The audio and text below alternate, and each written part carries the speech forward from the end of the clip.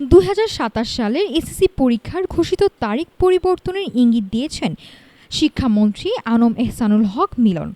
আগামী ৭ই জানুয়ারি পরীক্ষা শুরুর কথা থাকলেও সিলেবাস শেষ হওয়া এবং রমজান বিবেচনা করে রুটিন পুনর্বিবেচনা করতে যাচ্ছে সরকার। ২০২৭ সালে এসএসসি পরীক্ষা নিয়ে শিক্ষা প্রশাসনের আগাম রুটিন ঘোষণার পর থেকেই শুরু হয়েছিল নানা হিসাব নিকাশ। তবে সেই জল্পনা কল্পনায় এবার নতুন হাওয়া দিলেন খোদ শিক্ষামন্ত্রী।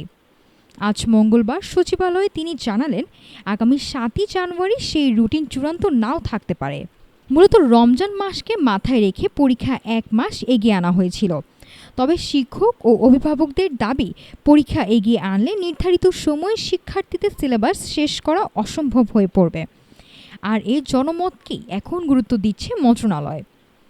শিক্ষামন্ত্রী এই বক্তব্যের পর পরীক্ষা রোজার পরে পিছিয়ে যাওয়ার সম্ভাবনায় এখন জোরালো। সরকার রুটিন ঘোষণা করলে পরিস্থিতি বিবেচনায় আলোচনার দরজা এখনও খোলা রয়েছে। লাখো শিক্ষার্থীর ভবিষ্যতের কথা মাথায় রেখে মন্ত্রণালয় দ্রুত একটি বাস্তবসম্মত চূড়ান্ত সিদ্ধান্ত জানাবে, এমনটাই প্রত্যাশা সবার।